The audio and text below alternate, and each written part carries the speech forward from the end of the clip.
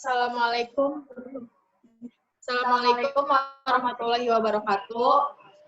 Kami dari kelompok 2 ingin sedikit menjelaskan tentang hasil diskusi kami tentang PT Susu Ultra Jaya Milk Industri (TBK). PT Ultra Jaya Industri dan Trading Company merupakan salah satu perusahaan yang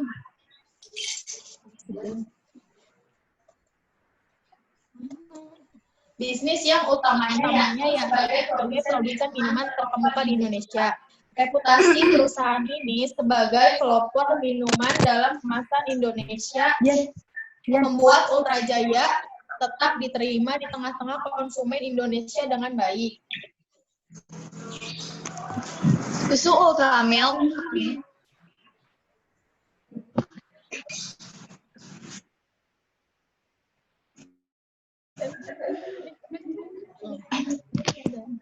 Susu Ultramilk itu segar alami berkualitas tinggi dengan berbagai seluruh kandungan di dalamnya. Dari mulai protein, karbohidrat, vitamin, serta berbagai macam mineral seperti kalsium, magnesium, fosfor, menjadikan Ultramilk full cream susu bernutrisi seimbang yang baik diminum sehari-hari bagi seluruh keluarga Indonesia.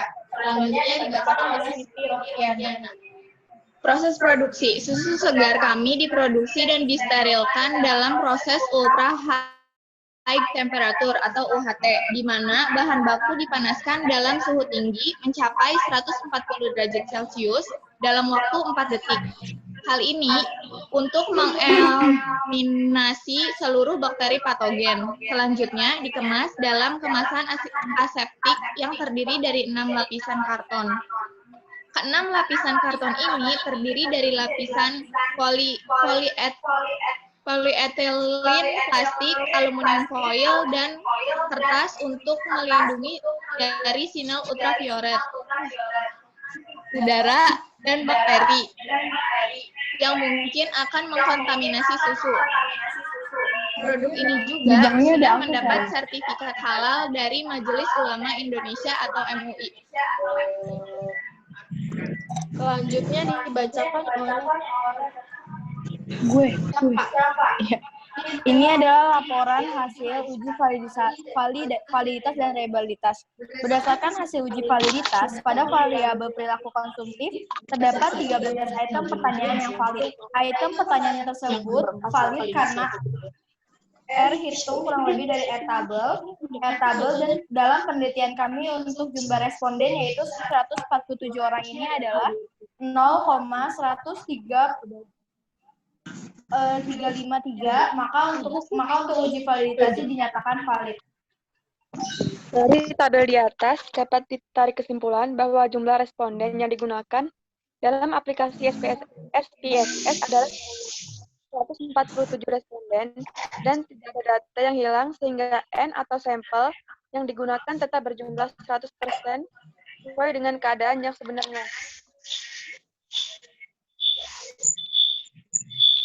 selanjutnya akan bacakan Tanti.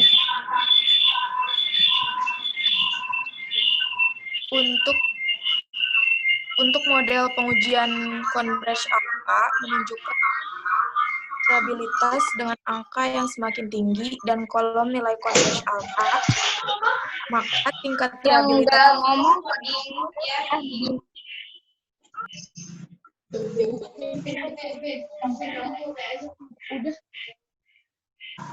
maka tingkat reliabilitas data akan semakin baik dan dapat dikatakan sebagai instrumen yang handal.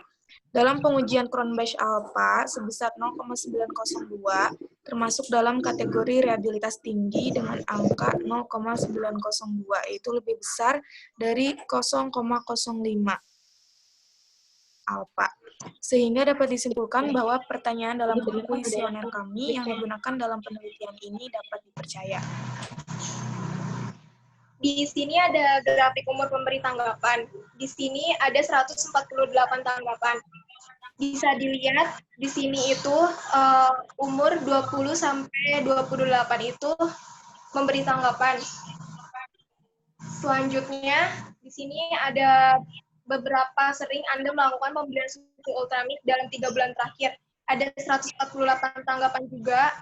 Ada yang berwarna merah, itu ada 15,2%, yang berwarna kuning 19,6%, dan berwarna hijau 8,8%, yang berwarna biru itu lebih besar, yaitu 53,4%. Yang di bawahnya itu yang kedua, susu UHT Ultramilk yang sering saya beli, yaitu ada 148 tanggapan juga.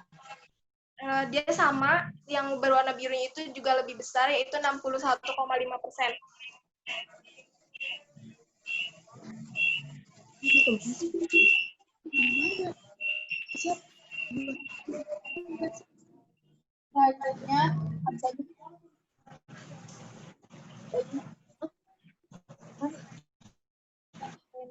Selanjutnya dibacakan oleh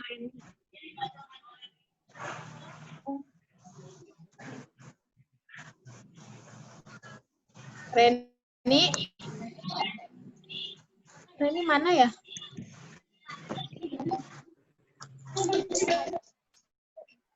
Si Reni kemana lagi? Karena Renia belum login, yaudah Tanti aja yang bacain. Dari hasil analisis yang mana? Slide nomor berapa sih?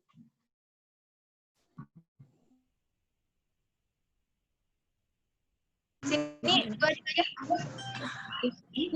Apa sering Anda melakukan pembelian susu Ultramilk dalam 3 bulan terakhir? Itu ada 108 respon. Untuk 1-5 kali pembelian sebanyak 53,4% atau sama dengan 79 orang. Untuk 6-10 kali pembelian sebanyak 18,2%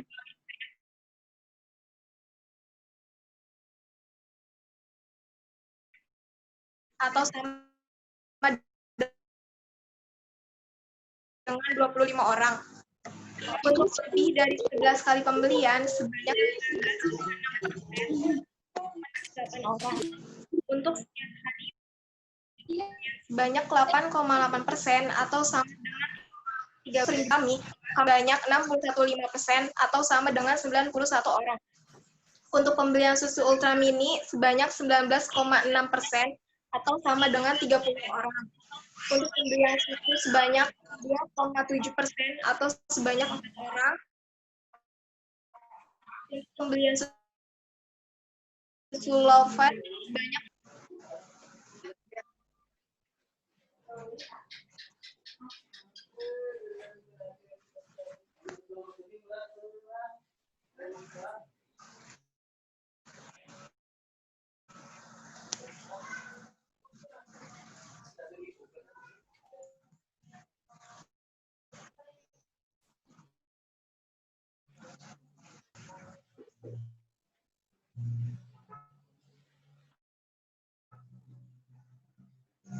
Selanjutnya Vina Apriani. Untuk pertanyaan, apakah susu merek Ultramilk memiliki reputasi tinggi dibandingkan dengan merek susu lainnya? Mendapatkan jawaban. Itu ada sebanyak 80,4% atau sama dengan 100 orang yang menjawab. Ada sebanyak 11,5% 11 orang yang menjawab kurang setuju. Ada sebanyak 8,1% dengan 11 orang yang menjawab sangat setuju. Untuk pertanyaan, apakah susu Ultramilk baik bagi kesehatan atau tidak, memiliki efek samping? Kami dapat jawabannya. Ada sebanyak 70,5% atau sama dengan 104 orang yang menjawab setuju.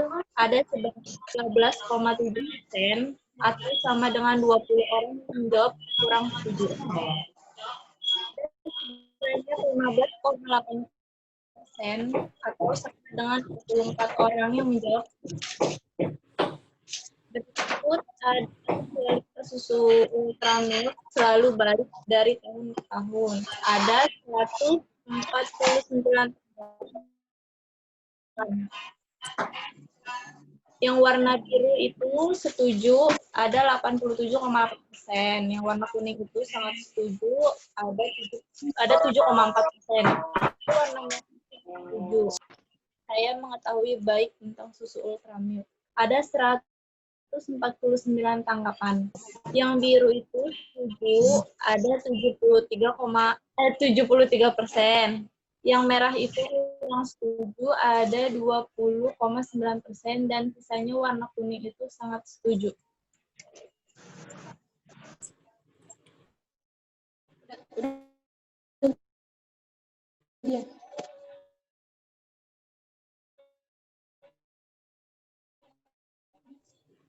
Selanjutnya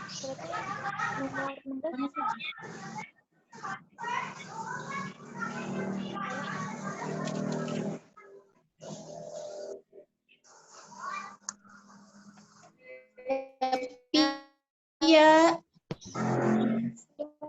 Ini. Stella.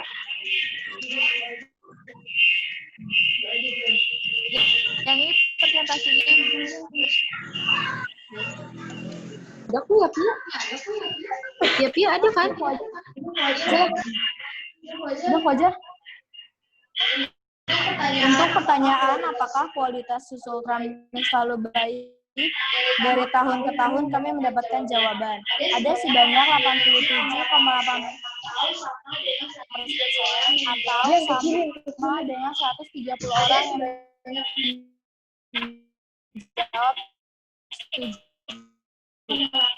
Ada sebanyak 4,8% atau sama dengan 8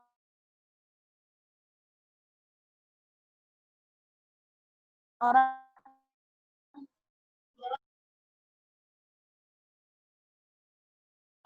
yang menjawab kurang setuju.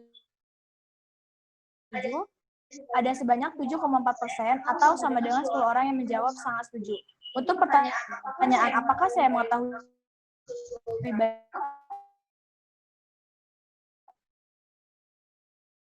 baik tentang susu Ultramilk? Kami mendapatkan jawaban ada sebanyak 20,9, sebanyak 6,1% atau sama dengan 9 orang yang menjawab sangat setuju. Kemudian terakhirlah. Selanjutnya atau ULCG lebih memilih memproduksi susu cair dibandingkan susu bubuk.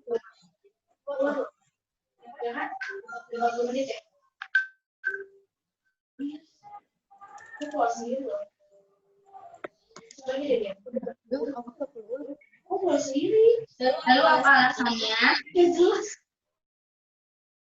Menurut Prawira Wijaya, susu bubuk atau sering yang menyebutnya dengan susu tepung merupakan susu yang sudah mengalami 4 proses pemanasan, sehingga kandungan protein dan vitamin murni yang terkandung di dalamnya mengalami kerusakan.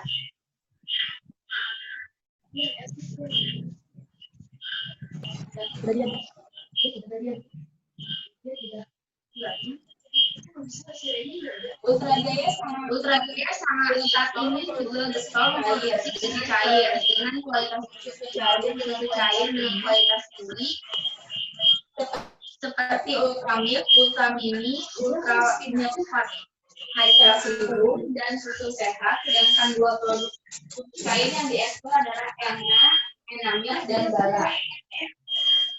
Ultrajaya juga memproduksi dua produk susu kental manis, yaitu Ultra Susu Kental Manis dan Janji Sapi. Habana mengungkapkan susu tepung atau susu bubuk hanya cukup digunakan sebagai bahan pendukung industri seperti biskuit.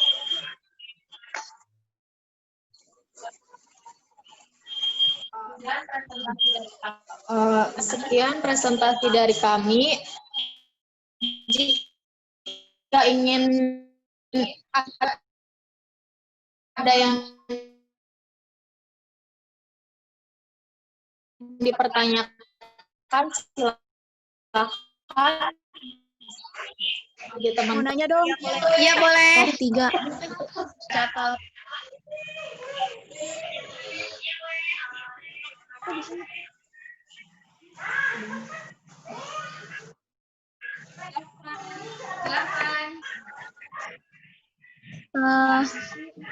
Apa kelebihan dan kekurangan susu Ultramilk dari segi kemasan? Kekurangan susu Ultra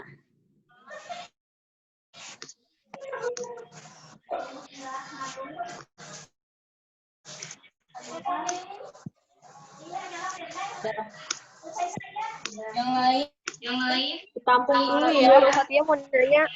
Silakan ada yang Nurul Fatia.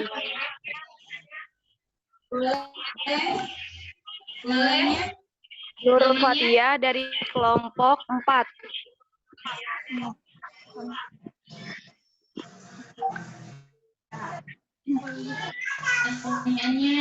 Pertanyaannya Berapa lama susu UHT dikonsumsi setelah kemasannya dibuka?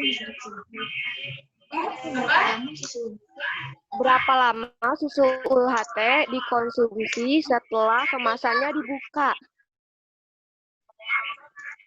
oh iya. Berapa lama gitu? Makanya dibuka tuh berapa lama? Itu harus kecil. Ini sebenarnya.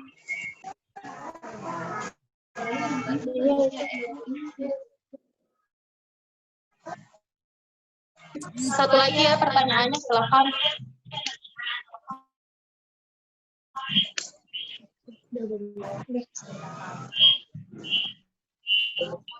Apa ada yang mau ditanyakan lagi?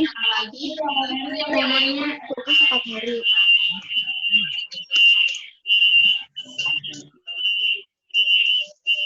Salah. Mau tanya dong. Iya. Namun sama dengan susu. Bentar dulu ini suaranya. Siapa? Sebutkan nama sama kelompok. Nama Septianti dari kelompok 3. Septiani dari kelompok. Septiani dari kelompok 3. Iya, silakan. Kalau UHT dikonsumsi itu dari umur berapa ya? Dari umur berapa? Dari umur berapa itu boleh dikonsumsi gitu. Ya, baik dari umur berapa sampai umur berapa? Oke. Oke.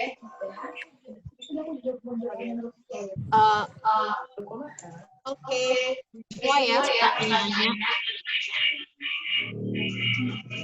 Di situ kami menjawab pertanyaan yang pertama dari Siti Nur Aini. Dibacakan oleh Siti Rostiana. Sitnai, aku mau jawab pertanyaan kamu ya. Iya. Kelebihannya lebih steril. Di dalam pengepakan produk, bahan baku yang digunakan lebih fresh, menggunakan teknologi yang lebih canggih, dengan sistem robot. Adapun setelah diproses, dilakukan secara aseptik di dalam kemasannya, itu kelebihannya. Kalau kelemahannya, kan susu AHT itu ada juga tuh, di dalam kemasannya ada yang beling. Nah, untuk jenis produk itu terdapat ukuran yang lebih besar. Terus kalau di beling itu kurang segar gitu kemasannya. Tapi sejauh ini untuk kemasan susu produk UHT yang dikemas di dalam karton-karton masih tahan sampai 4 hari kalau di kulkas.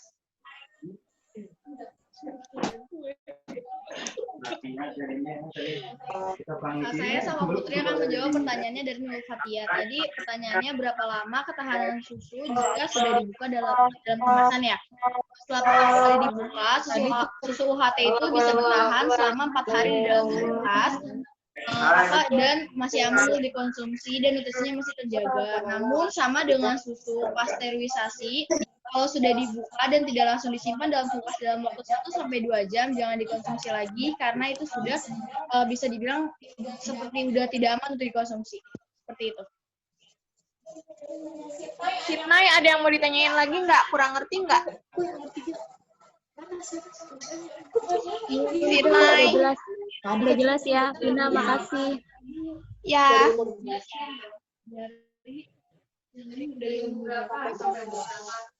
Barangkali yang lain mau jawab.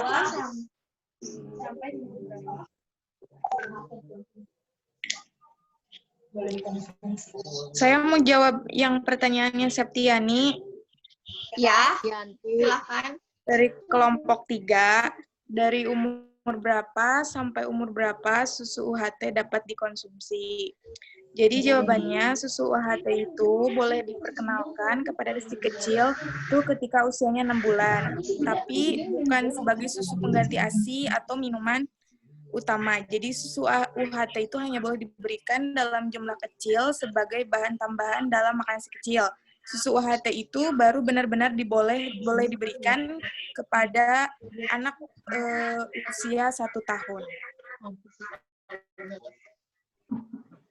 Ini tadi yang jawab siapa ya? Tanti. Oh ya, salah itu. Maaf, namanya salah. Suaranya kayak Arvina.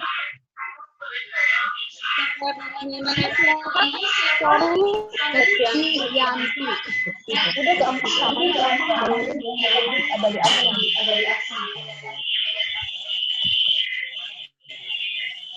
apa? Silakan, apakah ada yang mau menambahkan?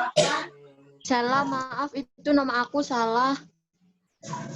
Iya, nanti dibenerin ya, Sevi. Iya. Ya udah teman-teman, jika sudah tidak ada yang menanyakan atau menyanggah, kami akhiri saja ya.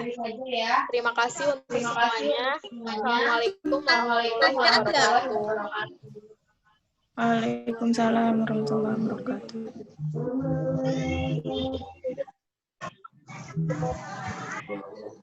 Ya, pertanyaannya ditutup ya.